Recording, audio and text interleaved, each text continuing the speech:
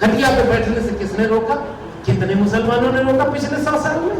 मैं तो ये पूछता हूँ, हम उत्तर प्रदेश के पूर्वांचल में रहने वाले और पश्चिमी यूपी में अभी भी 2 दिन पहले की खबर है, दलित की बारात जा रही है, डीजे नहीं बजेगा। अमेरिका ने युद्ध किया, लड़ाई लड़ी। अमेरिका में जिस व्हाइट हाउस का नाम उन्होंने रखा था राष्ट्रपति रखने के लिए, अमेरिका वहां ऐसा बदला कि एक ब्लैक वहां पर राष्ट्रपति बन के बैठ गया। आज तक इस देश में एक दलित प्रधानमंत्री बना जिसको तुमने अछूत बनाया, रास्ते पर चलने से रोका, पानी पीने से रोका। और सीधी रीवा के लोगों को बहुत विकास तो अभी भी आपके यहाँ नहीं हुआ, तो गांव में क्या स्थिति हमसे बेहतर आप जानते होंगे। पिछले दिनों जब सदन में खड़े होकर आदरणीय अखिलेश यादव जी ने मुख्यमंत्री से पूछ लिया था कि मैं मुख्यमंत्री से जानना चाहता हूं, बताओ शूद्र कौन है। और उन्होंने बड़ी अच्छी बात कही थी कि अगर यही शूद्र आपके ढाल न बने तो आप कभी सरकार में नहीं आ सकते।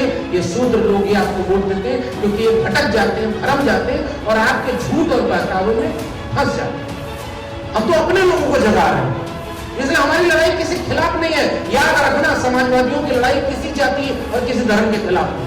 इसमें चकत्ती लगी होती है, पुरानी ढेर सारी चकत्ती लगी होती है। उनसे लोग पूछते थे कि आप ये कपड़ा क्यों पहनते हैं, तो क्या देखो जैसे कपड़ा बिखरा था, अलग अलग रंग का अलग अलग टुकड़ा, मैंने इसको सुई धागे से सिल दिया, ऐसे ही मेरा समाज जातियों में बिखरा पड़ा है, मुझे इस पूरे समाज को जोड़ देना है। जिस दिन जोड़ दूंगा मेरे समाज का भला हो जाएगा और वो भी सम्मान से अपना जीवन जिएंगे। संत गाडगे तो वो भी समाज में आते थे, पूरी धरा भी साथ दे तो और बात है, तू जरा भी साथ दे तो और बात है। यूं तो एक कदम से भी चल लेते हैं लोग, मगर दूसरा भी साथ दे तो और बात है।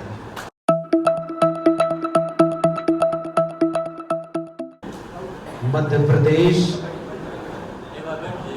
के रीवा संभाग में आयोजित इस प्रशिक्षण शिविर की संचालन कर रहे आदरणीय शशांक जी को मैं आभार व्यक्त करता हूं कि आपने बहुत गंभीरता से, बहुत संजीदगी से इस प्रशिक्षण शिविर की रूपरेखा, इसकी जरूरत, अहमियत पर अपनी बात रखी और स्वागत किया। इसके लिए हम आपके आभारी हैं।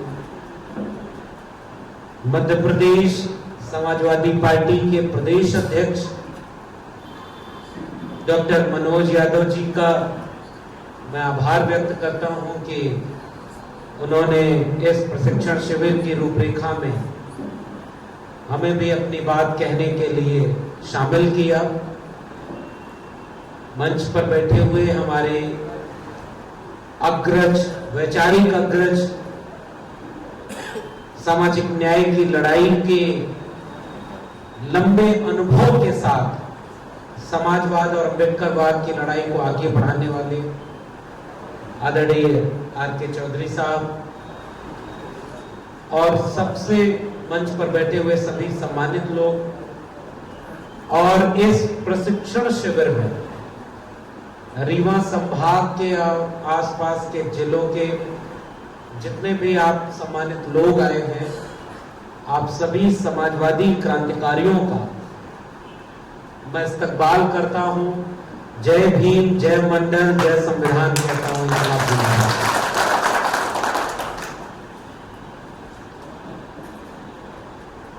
आज ऐसे कार्यक्रम में हम लोग यहां पर बैठे हैं जिसकी आज सबसे ज्यादा जरूरत है।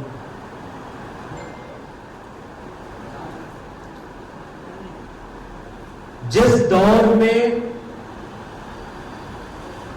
सरकार चलाने वाले कुछ लोग ये सोचे कि देश एक धर्म का बन जाए, एक पार्टी, एक विचारधारा, एक नेता का बन जाए,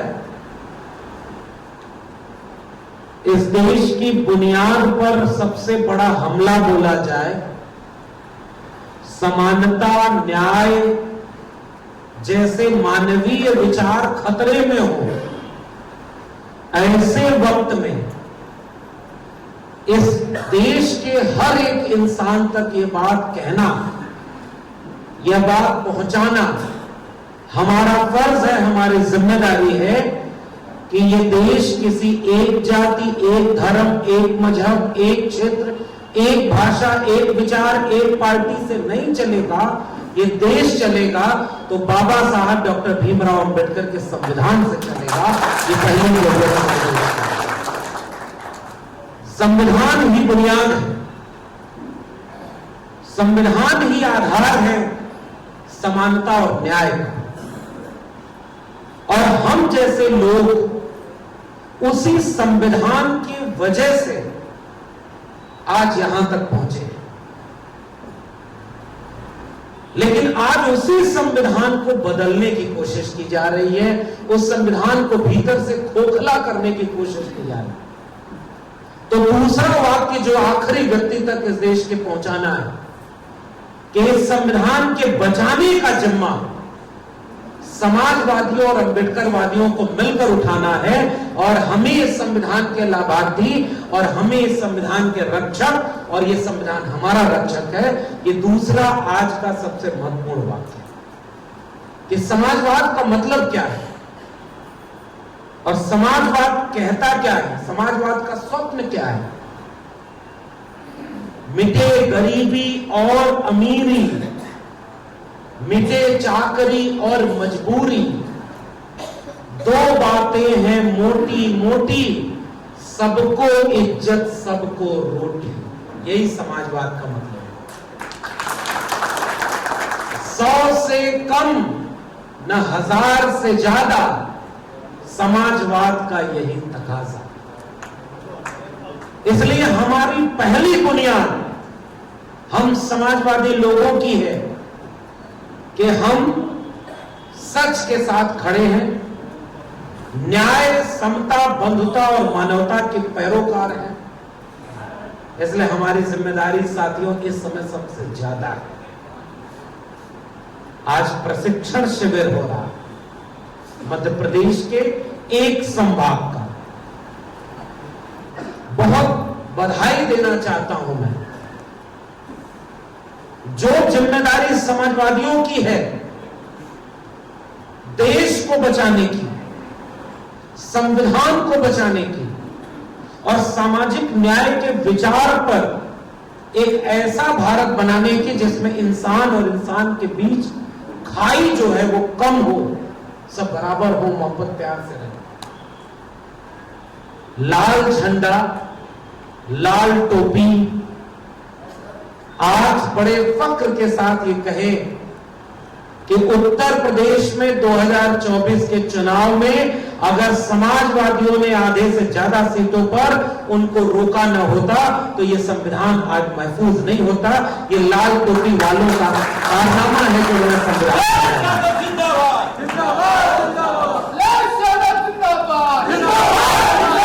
और सबसे बड़ी बात क्या है कि संविधान बचाना है और हम बचाएंगे, ये यकीन जनता में दिलाना सबसे बड़े काम के रूप में देखा जाता है। और समाजवादी पार्टी के मुखिया राष्ट्रीय अध्यक्ष आदरणीय अखिलेश यादव जी ने आज के भारत को यह यकीन दिलाया है कि समाजवादी ही बाबा साहब के संविधान को बचाने में एक बड़ी भूमिका निभा सकता है। इस पृष्ठभूमि में यह प्रशिक्षण शिविर हो रहा है।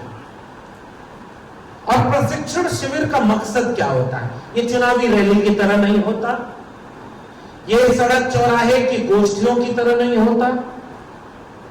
प्रशिक्षण शिविर का मतलब क्या है? आदरणीय नेताजी जब पूरी पार्टी को खड़ा कर रहे थे, पुराने लोग अक्सर बताते हैं कि डॉक्टर लोहिया प्रशिक्षण शिविर चलाते थे। इलाहाबाद के आसपास एक जगह है जहां मैं अभी एक हफ्ते पहले गया, तो वहां के लोगों ने बताया कि नेताजी ने 5 दिवसीय रेजिडेंशियल प्रशिक्षण शिविर चलाया था। 5 दिवसीय, वहां के लोग बता रहे थे। और 5 दिन नेताजी वहीं बैठे रहे, क्योंकि नेताजी को पता था कि प्रशिक्षण शिविर के मतलब क्या होते हैं। आज अखिलेश यादव जी नए रूप में उस पुरानी लड़ाई को आगे बढ़ाने की कोशिश कर रहे हैं। और मैं इस मंच से पहले अपने उस विचार को आदरणीय चौधरी साहब के विचार के साथ जोड़ना चाहता हूं चौधरी साहब ने कहा, क्या खूबसूरत नारा। पुराने लोग, समाज को बदलने की लड़ाई लड़ने वाले लोग, कि जो बहुजन की बात करेगा वही दिल्ली पर राज करेगा। और जिसने बहुजन की बात की, उन्होंने आज दिल्ली में देश की तीसरी सबसे बड़ी पार्टी के रूप में अखिलेश यादव और समाजवादी पार्टी, ये पीडीए की कामयाबी है। और इतनी महत्वपूर्ण बात की, मैं चौधरी साहब की बात से अपनी बात को सहमति दर्ज कराता हूं, आपके सामने इसलिए दर्ज कराता हूं कि ये बात आपके जरिए अब गांव तक पहुंचेगी। जो भूमिका एक समय में बाबा साहब डॉक्टर भीमराव अंबेडकर ने निभाई, बिखरे हुए वंचित समाज को जोड़ने की, उस भूमिका को आजादी के बाद किसने आगे बढ़ाया? माननीय कांशी राम ने 15 और 85 का नारा दिया। 15 के विरोध के लिए नारा नहीं दिया था, 85 को जोड़ने के लिए वो नारा दिया था कि जाओ अपने घर की दीवारों पर लिख दो कि तुम इस देश के शासक हो, तुम गुलाम पैदा नहीं हुए हो, तुम्हें शासक बनना है। माननीय कांशी राम ने वो मिशन आगे बढ़ाया। और आज माननीय कांशी राम नहीं है, आज बाबा साहब डॉक्टर भीमराव अंबेडकर हमारे बीच नहीं है। विचारों से हैं, संघर्षों से हैं। व्यक्ति मरा करते हैं, विचार कभी नहीं मरते। जैसे समाजवाद का परचम फैलाने वाले आदरणीय नेताजी व्यक्ति के रूप में भले हमारे बीच में नहीं है, लेकिन अपने संघर्षों और विचारों के साथ आज भी इस लाल झंडे के साथ लिपटे हुए हमारे बीच हमेशा मौजूद थे, मौजूद है और मौजूद रहे। जख्म तो आएंगे, मरहम नहीं आने वाला। सादगी का कोई दूसरा परचम नहीं आने वाला। आने वाली नस्लों को यह भी समझना होगा, अब कोई दूसरा मुलायम नहीं आने वाला। अपने समय का संघर्ष ये लोग करके यहां तक पहुंचाए। तो चौधरी साहब ने जो बात कही, मैं सहमति दर्ज कर रहा हूं। उस लड़ाई को आज की तारीख में आगे बढ़ाने का काम अखिलेश यादव जी कर रहे हैं। ये बात हमें गांव-गांव तक पहुंचानी है। जो बहुजन समाज को जोड़ करके पीडीए के रूप में संविधान को बचाने की एक नई क्रांति का आगाज। तो प्रशिक्षण शिविर करता क्या है? प्रशिक्षण शिविर 3 बातें आपके बीच में रखता है कि किस बात का प्रशिक्षण है, क्या है ये शिविर। नेता, विचार और संगठन। मेरे हिसाब से ये 3 चीजें होती हैं जो किसी भी सामाजिक राजनीतिक संगठन की बुनियाद होती है। नेता नेतृत्व करता है। आपके बीच इस पार्टी के बनाने वाले कौन से नेता रहे, जिन्होंने एक जमाने में सांप्रदायिकता के खिलाफ आंख में आंख डाल करके लड़ाई लड़ी, किसानों नौजवानों की लड़ाई लड़ी। और हम उत्तर प्रदेश के उन इलाकों को जानते हैं और मध्य प्रदेश जहां हम घूम रहे हैं, हमारे साथ खजुराहो से डॉक्टर शिव प्रताप बुंदेला जी साथ में आए और इन्होंने बड़ी महत्वपूर्ण बात एक कही थी कि साहब उत्तर प्रदेश और बिहार में तो पिछड़ों और दलितों को राजनीति में हिस्सेदारी मिली, कोई समाजवादी पार्टी बनी, कोई लोक दल था, कोई बहुजन समाज पार्टी, कोई और तमाम पार्टियां बनी, राजनीति तक पहुंचे। मध्य प्रदेश में ये नहीं हो पाया, इसलिए मध्य प्रदेश में खाई बहुत ज्यादा है। अमीर बहुत अमीर है, बहुत ताकतवर है, और गरीब बहुत ज्यादा संख्या में बहुत ज्यादा गरीब है। इसलिए मध्य प्रदेश को जरूरत है समाजवादी आंदोलन। और इसीलिए मैं तो बधाई देता हूं प्रदेश अध्यक्ष को। डॉक्टर मनोज जी ने जिस आत्मविश्वास से यही बात नहीं कही कि उत्तर प्रदेश के सीमावर्ती मध्य प्रदेश के वे जिले जिसमें सिंधी भी शामिल है, जिसमें यहां से लेकर बुंदेलखंड तक का इलाका शामिल है। एक समय में यहां 6 से 8 एमएलए यहां हुआ करते थे। हमें ऐसी समाजवादी फिर से बनानी है कि हमें 6, 8, 10 एमएलए चाहिए। ये स्वप्न प्रदेश अध्यक्ष का नहीं है।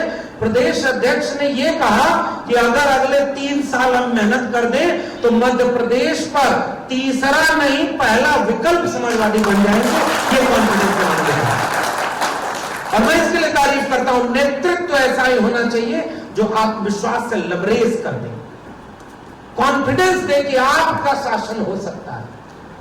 एक को 20 साल देख लिया, दूसरे के विकल्प के रूप में देख लिया कि जीता हुआ चुनाव कैसे हरवा दिया। जीता हुआ चुनाव केवल बड़ बोलेपन से, सबको हिस्सा नहीं देने की सोच के चलते और अहंकार के चलते, तो दोनों का विकल्प सामने। इस समय सबसे मजबूत विकल्प केवल इस संभाग के लिए नहीं, पूरे मध्य प्रदेश के लिए अगर कोई बन सकता है तो उस विकल्प का नाम है पीडीए, पिछड़ा दलित अल्पसंख्यक। ये सबसे बड़ा विकल्प बन सकता है। इसलिए नेतृत्व हमारे पास कितना शानदार है।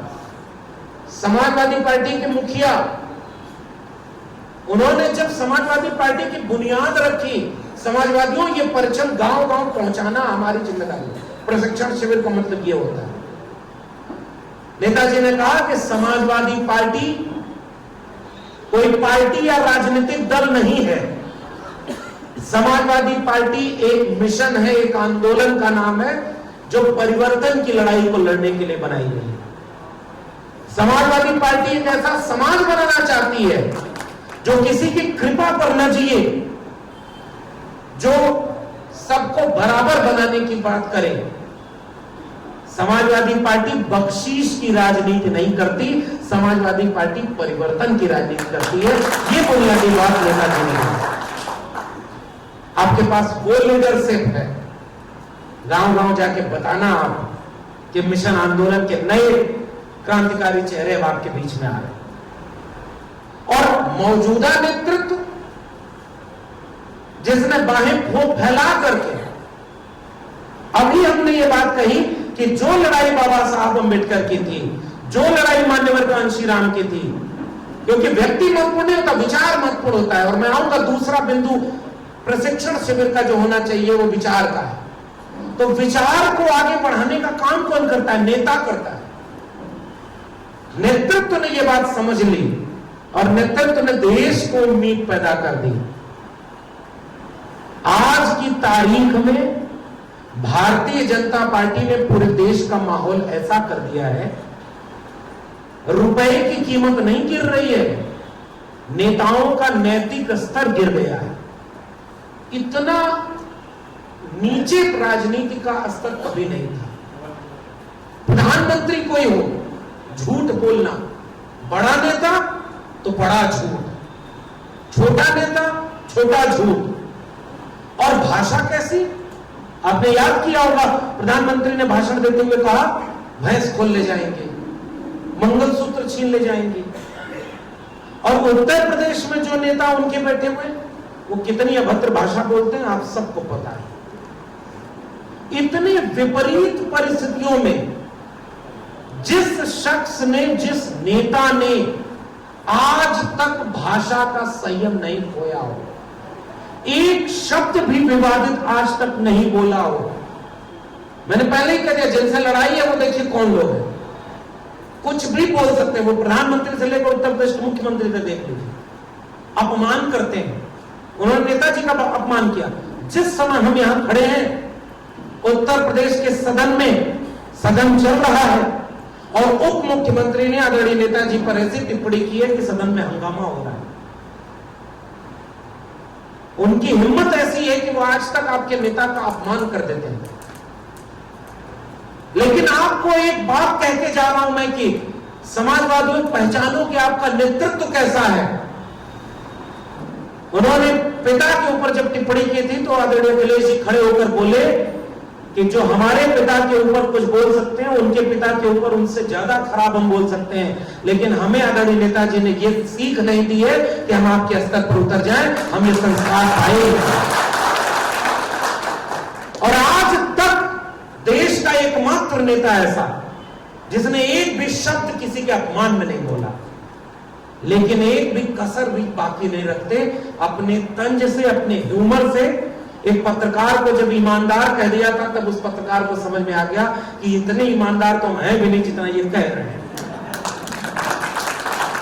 उनको पता है कि राजनीति कैसे की जाती है, संयम के साथ, भाषा की मर्यादा के साथ, अपने विचार की लड़ाई को लड़ने वाले नेता का नाम है अखिलेश यादव। इसलिए प्रशिक्षण शिविर के लोगों, ताली बिल्कुल मत बजाइए, सुनिए और इस बात को महसूस करिए, ये शिविर है, शिविर का अनुशासन होता है, शिविर में सीखना है, कागज कलम लेके हाथ में बैठना है।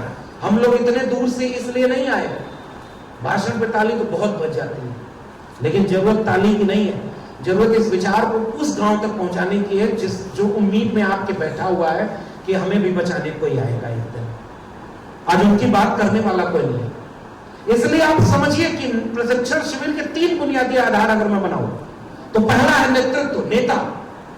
नेता क्या है, नेता क्या सोचता है, नेता कैसा है और बाकियों से अलग कैसे है, ये उनके कार्यकर्ता बताते हैं। नेता क्यों अलग है, ये उसका विचार बताता है। तो नेतृत्व की बात और विचार की बात, दोनों को जनता तक कौन लेके जाता है, वो है संगठन। इसलिए यहां बैठे जो लोग हैं वो संगठन के लोग। जिस पार्टी का संगठन मजबूत नहीं होगा, उस पार्टी का नेता भी मजबूत नहीं होगा। और नेता और संगठन अगर दोनों जिस विचारधारा के मजबूत नहीं है, वो विचारधारा कितनी ही अच्छी क्यों ना हो, उसको मानने वाले लोग ज्यादा नहीं मिलेंगे, वो विचारधारा कमजोर हो जाएगी। और मौजूदा वक्त में क्या हो रहा है, जिसकी विचारधारा घोर मानव विरोधी है, जिसकी विचारधारा घोर समानता विरोधी है, न्याय विरोधी है, लड़ाने की है, बांटने की है, आग लगाने की है। समझना समाजवादियों कितना बड़ा फर्क है उनमें और हम में। जिनकी विचारधारा आग लगाने की है, जिनकी विचारधारा भाई को भाई से लड़ाने की है, जिनकी विचारधारा लोगों को बांटने की है, वही नारा दे रहे हैं बटोगे तो क्या होगे। सोचना रणनीति क्या होती है। और जिसकी विचारधारा जोड़ने की है, पीडीए क्या है, पीडीए जोड़ने का आजाद भारत का सबसे कामयाब नारा है, सबसे कामयाब नारा है पीडीए। और कुछ लोग समझते हैं कि पीडीए सवर्ण लोगों के विरोध में, अभी चौधरी साहब ने जो बात कही मैं फिर से उससे जोड़ रहा हूं, बहुत साफ है, किसी जाति, किसी धर्म और किसी के खिलाफ हमारी लड़ाई है ही नहीं। हमारी लड़ाई केवल यह है कि वो आगे बढ़ गए, फिर हम क्यों न बढ़ पाए। 100 रोटी है और 100 खाने वाले हैं, 10 रोटी पर 90 लोग गुजारा करें, 90 रोटी 10 लोगों के थाली में हो, ये मानवता और समाजवाद, संविधान दोनों के खिलाफ है। समाजवाद की लड़ाई क्या है, संविधान की लड़ाई क्या है। 100 रोटी है तो 100 लोगों को बराबर खाने में बांटे। इसलिए हमारी लड़ाई किसी सवर्ण के खिलाफ, किसी जाति के खिलाफ नहीं है। भूखा हम आपको भी नहीं देखना चाहते, बस हम चाहते ये हैं कि आप अपने हिस्से की रोटी खाओ, हम अपने हिस्से की रोटी खाएंगे। हम आपका सम्मान करेंगे, आप हमारा सम्मान करेंगे। जाति के नाम पर, मजहब के नाम पर, गरीब अमीर के नाम पर सम्मान का बंटवारा, संसाधन का बंटवारा और अवसर का बंटवारा न हो, यही समाजवाद कहता है। तो पहली बात जो मेरी कहनी है, इस प्रशिक्षण शिविर का आखिरी दिन है आज, बहुत मुश्किल से, बहुत मेहनत से यह प्रशिक्षण शिविर किया जाता है विपरीत परिस्थितियों में।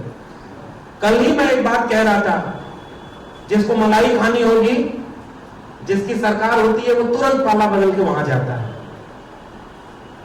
10-20 गाड़ी खड़ी कर लिया, 20-50-100 आदमी किराया पर उठा लिया और ताकत दिखा दिया और वहां से कुछ लेकर के आ गए, थोड़ा अपने लोगों में बांट दिया, थोड़ा अपना।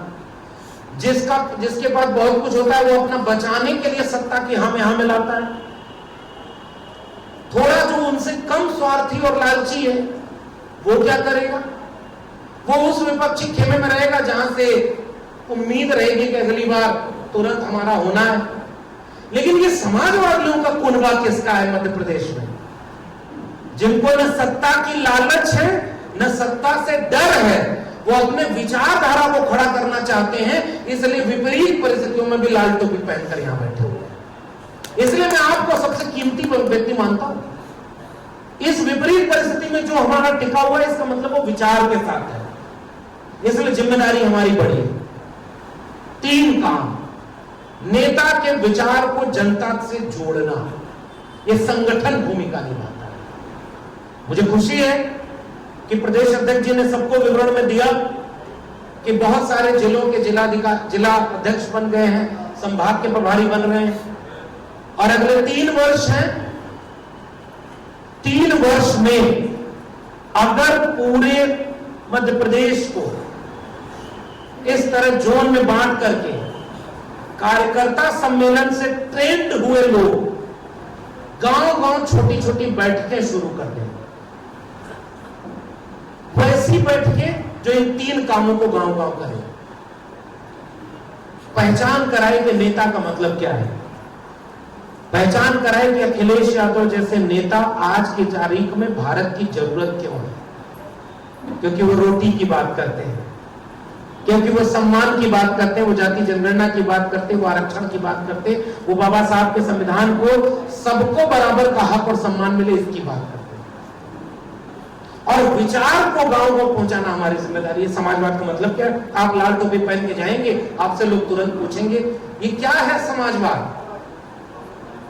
बीजेपी धर्म के नाम पर एक ऐसा देश बनाना चाहती है जो कहती है कि दुनिया में हिंदुओं का कोई देश ही नहीं, इसलिए भारत को हिंदू राष्ट्र बनाएंगे।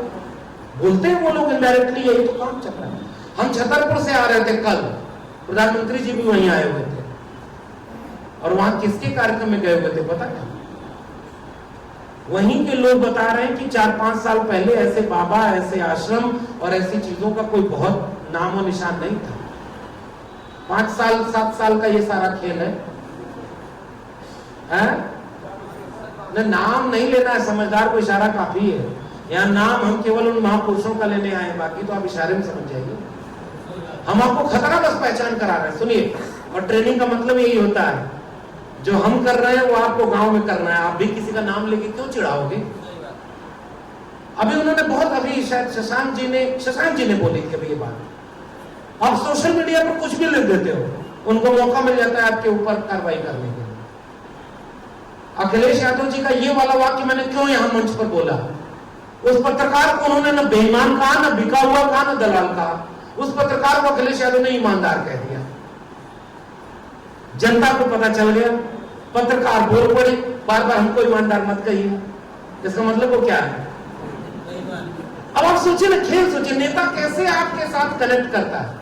तो कार्यकर्ता को अगला काम अभी यही गांव करना है, किसी के धर्म पर हमें टिप्पणी नहीं करनी है। जिसको कुंभ नहाना है नहाने दीजिए, हम उस पर क्यों बोले? क्योंकि आजकल ऐसा माहौल है कि वो झूठा मुकदमा कर करके सबको ऊपर जेल डालेगा। एक कार्यकर्ता पर मुकदमा इसलिए करता है ताकि बाकी पूरा इलाका, पूरा गांव डर जाए। लेकिन हमें क्या करना है? मुकदमों से डरने के लिए मैं नहीं कह रहा हूं, लेकिन कल्पना करिए, अभी मनोज जी वीडियो दिखा रहे थे कि जब विधानसभा घेराव हुआ तो चढ़ गए बैरिकेडिंग पर समाजवादी लाल झंडा और लाल टोपी पहनकर, और उस समय उन्होंने, पीछे एक नारा लग रहा था, मैं खुश हुआ, समाजवादियों का नारा, अरे दीवाने कहां चले, जेल चले, जेल चले। वहां अगर आंदोलन में जेल जाना हो तो उसे तमगे की तरह माथे पर लेके जाना। और वो नारा हम लोग समाजवादियों का पुराना नारा है कि जब तक जेल में चना रहेगा आना जाना बना रहेगा। उससे डरने की जरूरत हमारे समाजवादियों, न कल कोई डरा समाजवादी, न आज कोई डरता है, इसलिए डर को निकाल देना पहले बार। लेकिन ऐसी जगह जेल जाने की नौबत ना आए जिससे बाकी लोग डर जाएं कि हाँ ये गलत हो गया। धर्म ऐसी चीज है जिस पर बोलना ही क्यों, हम अपनी बात कह दें और हम जरा ये पूछ दें, इस देश में सब धर्म मानने वाले लोग एक बात का जवाब देना, पीडीए के लोग प्रोफेसर कितने हैं, पीडीए के लोग जज कितने हैं, पीडीए के लोग वकील कितने हैं, पीडीए के लोग डॉक्टर कितने हैं, और पीडीए के लोगों को हिस्सा सम्मान किसका मिला? इस देश में मुसलमानों का राज तो है नहीं। तो राज जिसके नाम पर तुम कर रहे हो उसका हिस्सा कहां गया? अपने आप लड़ाई अपने मुद्दे पर आ गई कि नहीं? इसलिए समाजवादियों अपनी लकीर लंबी खींचना है, किसी और के बारे में नहीं। वहां गया प्रधानमंत्री जी गए, वहां पर वहां पर बोले। उस व्यक्ति ने क्या मुहिम छेड़ी मध्य प्रदेश में, जात पात की करो विदाई और हम सब हिंदू। अब ये बात कही उन्होंने। अब समाजवादियों, आपका काम क्या करना है, गांव में अपना विचारधारा फैलानी है। प्रशिक्षण शिविर का दूसरा सबसे महत्वपूर्ण बिंदु विचारधारा। पहला है नेता, नेतृत्व, अगुवाई कौन कर रहा है आपके विचार की, आपके झंडे की, आपके टोपी की। और दूसरा है विचार, किस विचार की अगुवाई को नेता कर रहा है। समाज को जाके पूछना एक सवाल, खटिया पर बैठने से किसने रोका था। मध्य प्रदेश के लोगों, आपको भी पता है खटिया तो आपके यहां भी थी। खटिया पर बैठने से किसने रोका, कितने मुसलमानों ने रोका पिछले 100 साल में। मैं तो ये पूछता हूं, हम उत्तर प्रदेश के पूर्वांचल में रहने वाले और पश्चिमी यूपी में अभी भी 2 दिन पहले की खबर है, दलित की बारात जा रही है, डीजे नहीं बजेगा। डीजे बजा, घोड़ी पर दलित व्यक्ति दूल्हा बन के बैठा, आपने पूरा मारपीट करके बारात के ऊपर हमला कर दिया।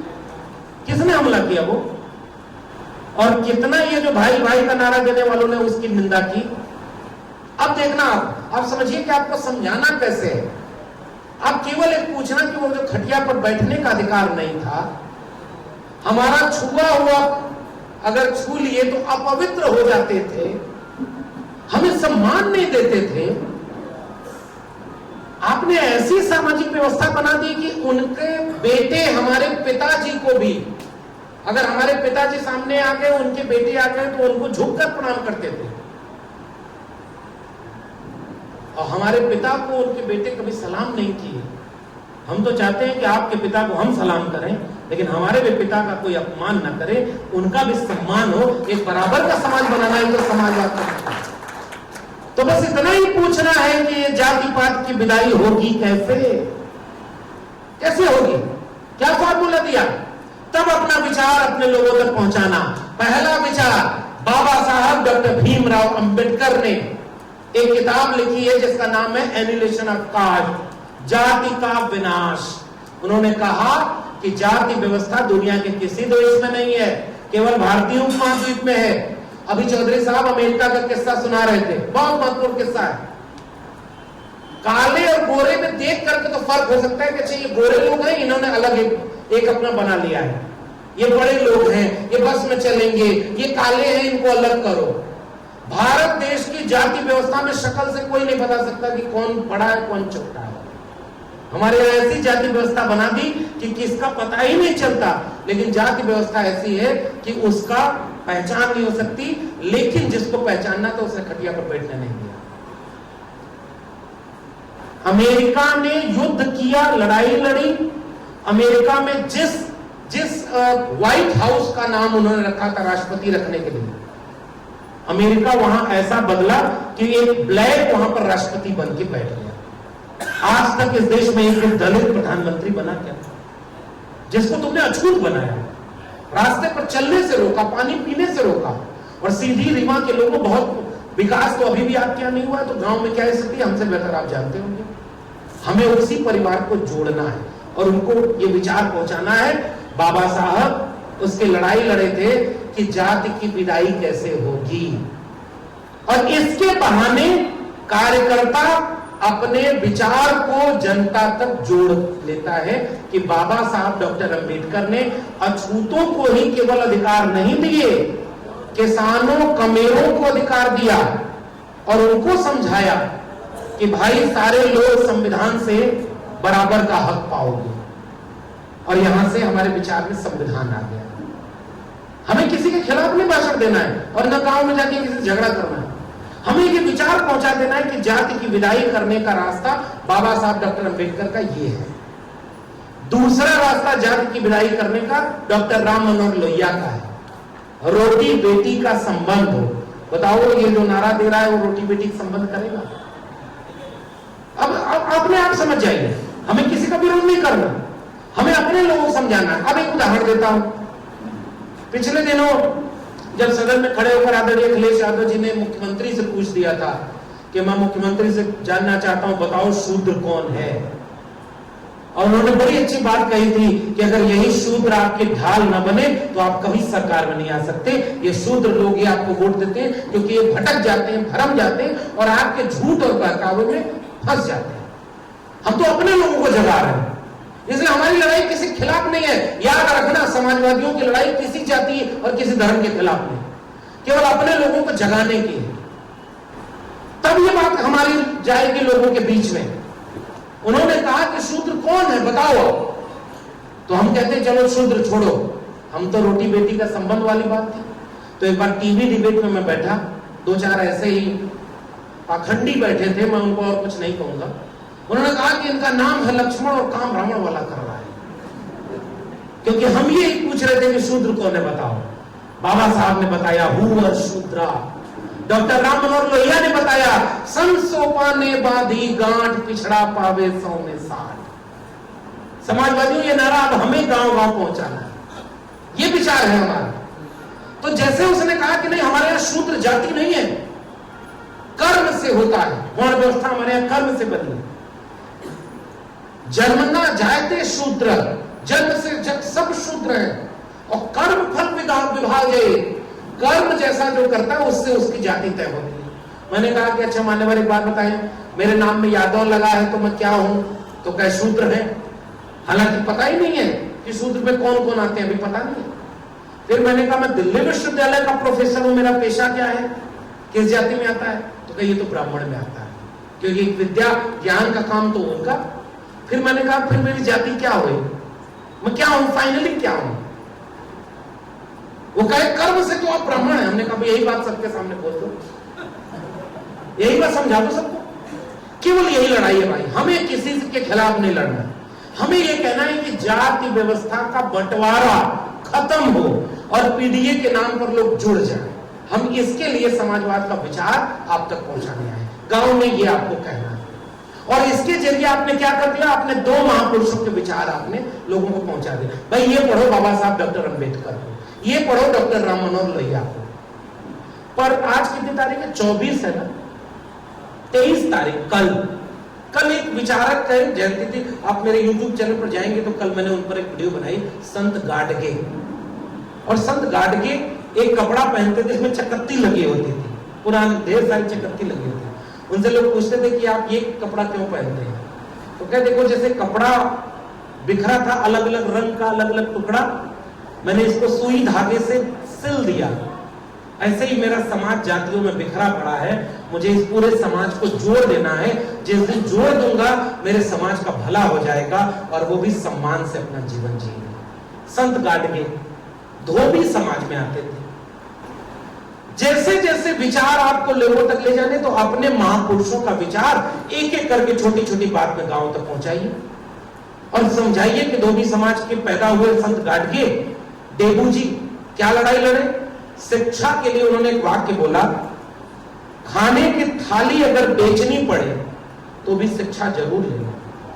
हाथ पर रोटी रखकर खा सकते हो, लेकिन अगर शिक्षा नहीं पाई तो पूरे उम्र गुलामी में बीतेगी, कभी आपका जीवन पूरा नहीं होगा। हमारा विचार आ रहा है ना धीरे धीरे, हम अपने विचार के जरिए अपने महापुरुषों के विचार से लोगों को जोड़ रहे हैं। ये काम हमें करना है। दूसरा काम, सबसे महत्वपूर्ण काम, विचार जब तक नहीं पहुंचेगा लोग जुड़ेंगे क्यों आपसे? हम 4 लोग चले गए गांव में और हम आपसे कह रहे हैं हम समाजवादी लोग आए हैं, पीडीए पंचायत करने आए हैं और हम सबको जोड़ने आए हैं। तो सामने वाला पूछेगा कैसे जोड़ेंगे, तो आप क्या कहेंगे? ये टोपी लाए पहन लीजिए, नहीं पहनेगा। मान लीजिए सम्मान में आपके पहन ले, आप लौटेंगे प्रशिक्षण शिविर का फोटो खिंचवा कर, जिला अध्यक्ष को भेजकर, प्रदेश अध्यक्ष को भेजकर, हमारा प्रशिक्षण शिविर बड़ा अच्छा हुआ, आप चले गए, तो टोपी कहां है आपको पता नहीं। ये काम संगठन करता है। तो संगठन उसका फीडबैक लेगा कि जहां प्रशिक्षण शिविर हुआ था, 4 लोग जुड़े थे, उसके बाद क्या हो रहा, तो वो जुड़ना तब स्थायी होगा जब वो नेतृत्व और विचार से जुड़ेगा। निजी संबंधों में नहीं कि आज चलिए आपको ले चल रहे हैं, दोपहर का खाना फ्री, आना जाना फ्री। आजकल सारी गाड़ी किधर घूम गई है आप देख ही रहे हैं, हर तरफ ट्रैफिक जाम। वहां मीडिया वाले पूछ रहे हैं कैसे कैसा फ्री था, हम भी कहीं मुक्ति ले लें। हम कह रहे हैं हमें उतना दिक्कत नहीं, लेकिन शिक्षा हमें मुक्त करेगी। हमारे बच्चों को रोजगार चाहिए, उसकी मुक्ति क्यों नहीं मिल रही?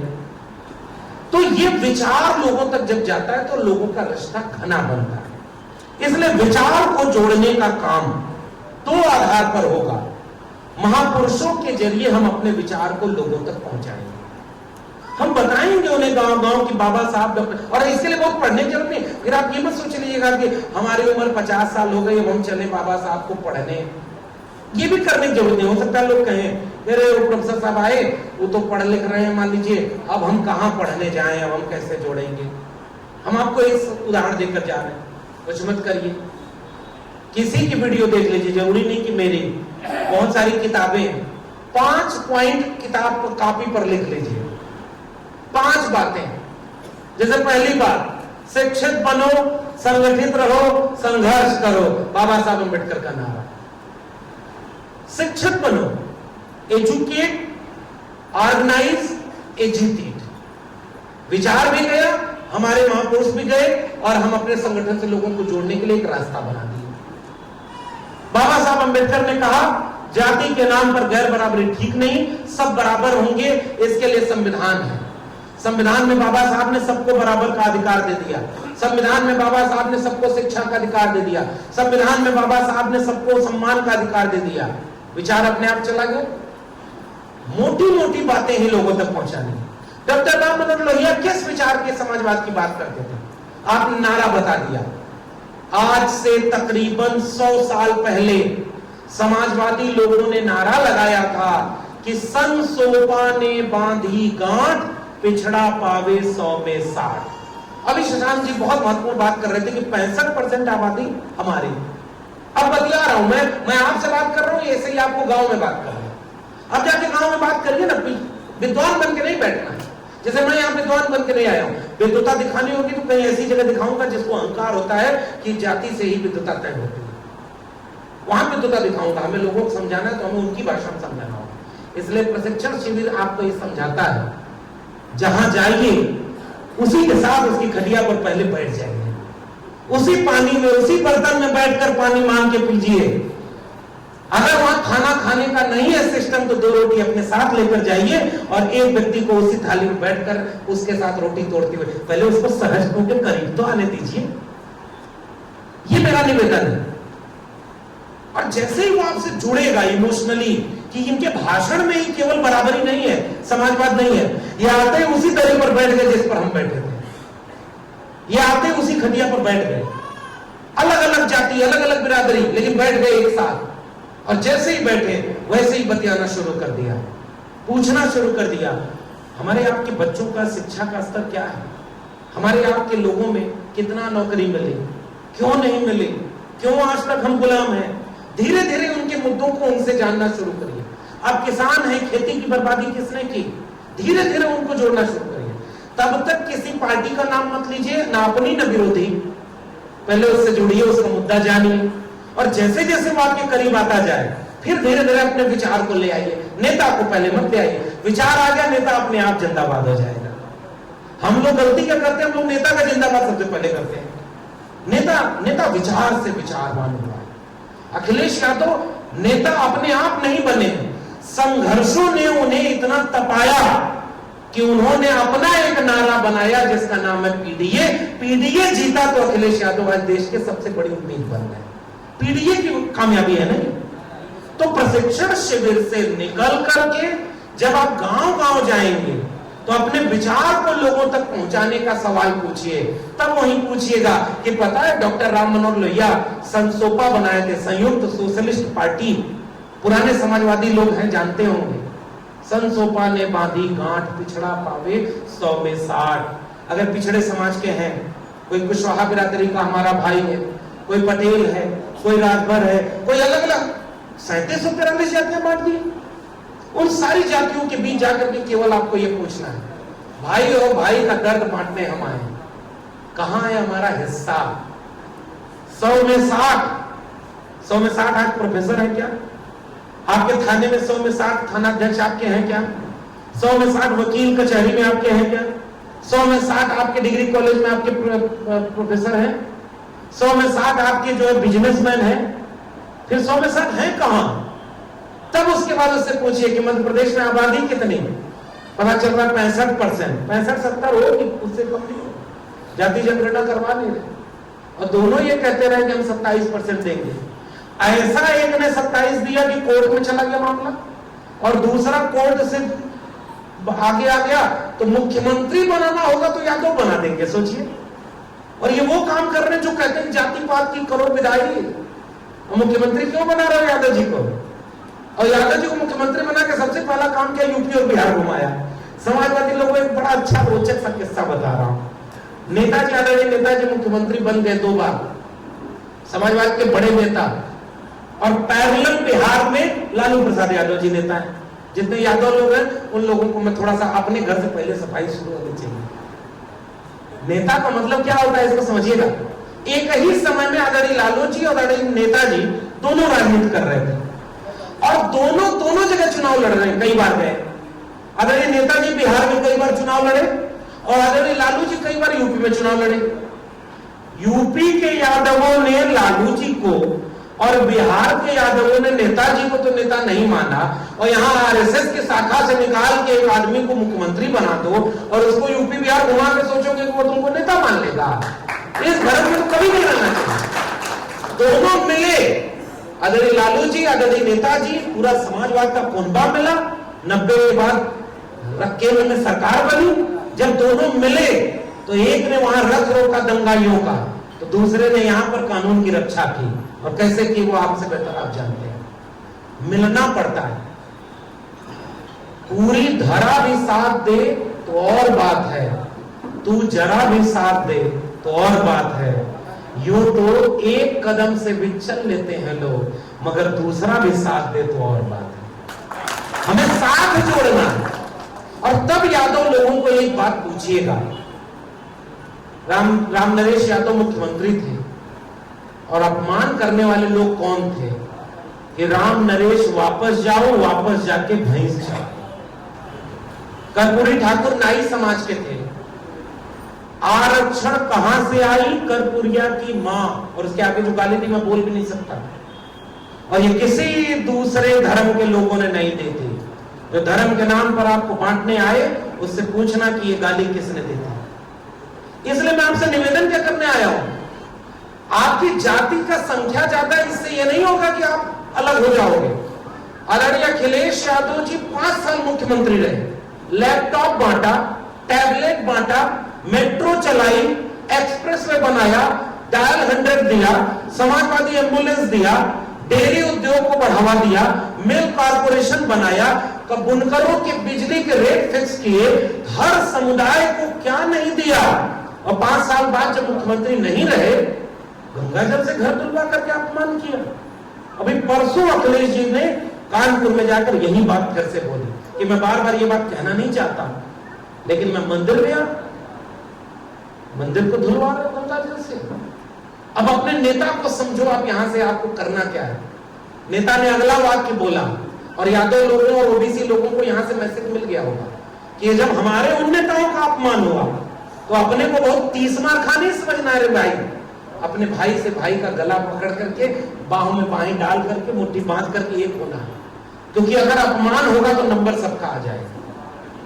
तब आदरणीय अखिलेश यादव ने कहा कि तुम घर को गंगाजल से पवित्र कर रहे थे, तुम मंदिर को गंगाजल से पवित्र कर रहे थे, और अब कि मैं ही जाकर गंगा जी में डुबकी लगा आया। अब बताओ क्या होगा, कौन सी चीज कैसे पवित्र होगी?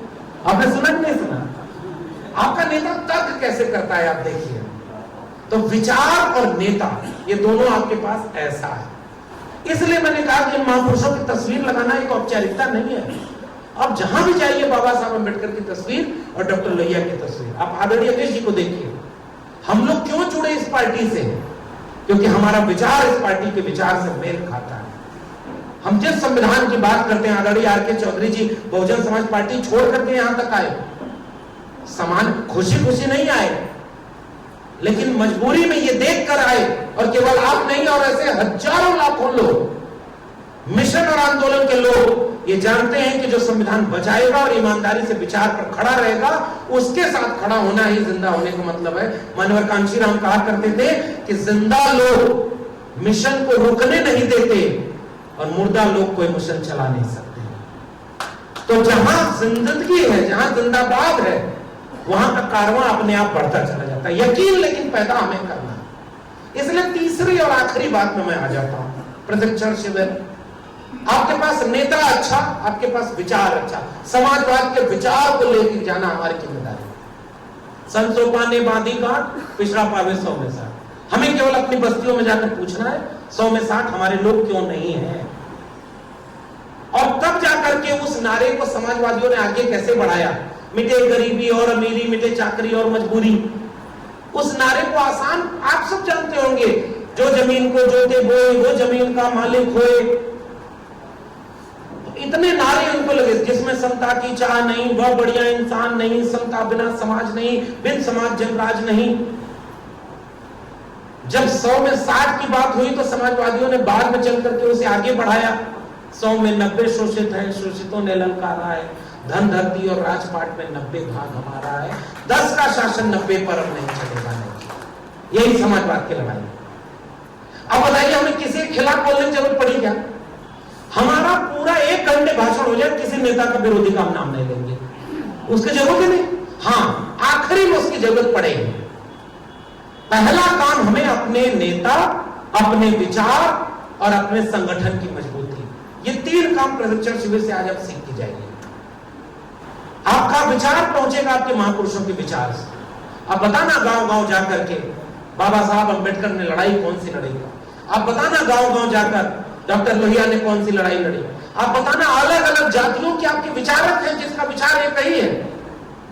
जाति से विचार का रिश्ता नहीं होता, क्योंकि डॉक्टर अंबेडकर अगर जाति के नेता होते तो केवल दलितों की बात करते, ओबीसी की, महिलाओं की, सबके हक की बात नहीं करते। इसी महाराष्ट्र के, मध्य प्रदेश के इस इलाके में एक समय में पुराने सांसद, समाजवादी आंदोलन और फिर बहुजन समाज के आंदोलन के नेता आदरणीय सुखलाल कुशवाहा जी रहे थे, कुशवाहा बिरादरी के, और बात करते थे ओबीसी समाज की। ये हमें करना, और इसलिए शशांक जी ने एक बहुत महत्वपूर्ण बात की, जाति में संबंध रखिए, प्रेम रखिए, सौहार्द रखिए, और जाति को जमात से जोड़ने के लिए मिशन और कारवां को आगे बढ़ा दीजिए। यही तो है ना, जाति का अपमान नहीं करना, जातियों के संगठन बने रहे, लेकिन जाति को जमात में बदल देने का नाम है समाजवाद। वंचितों की जमात, शोषितों की जमात, किसानों की जमात, मजदूरों की जमात, हर जमात में हम सब एक लोग हैं। तो सुखलाल कुशवाहा, बाबू जगदेव प्रसाद कुशवाहा, महामना राम स्वरूप वर्मा, समाजवादी कार्यकर्ताओं, ये बात सोच करके कभी गांव में मत जाइएगा कि फला जाति के लोग हमें वोट नहीं करते। जो नहीं करते उन्हीं का वोट लेने के लिए ही तो आपको प्रशिक्षित किया जा रहा है। जो वोट करते हैं उसके लिए आपकी क्या जरूरत है। इसलिए ये विचार तो मन से निकाल दीजिए कि कोई आपको वोट नहीं करता, क्योंकि कोई एक जाति किसी एक पार्टी को कभी वोट पूरा नहीं करती, 100% नहीं करती। हमें उन्हीं लोगों को समझाकर अपनी तरफ ले आना है, और समझाने की भाषा बहुत विनम्र होती है, व्यंग करने की नहीं होती, आलोचना की नहीं होती, मजाक उड़ाने की नहीं होती। समझाने की भाषा हमेशा प्रेम की भाषा होती है, और प्रेम में विचार आपके साथ खड़ा होगा। अब आखिरी बात, नई चीजों में कैसे आपको ले चलना है। संगठन की भूमिका ये होती है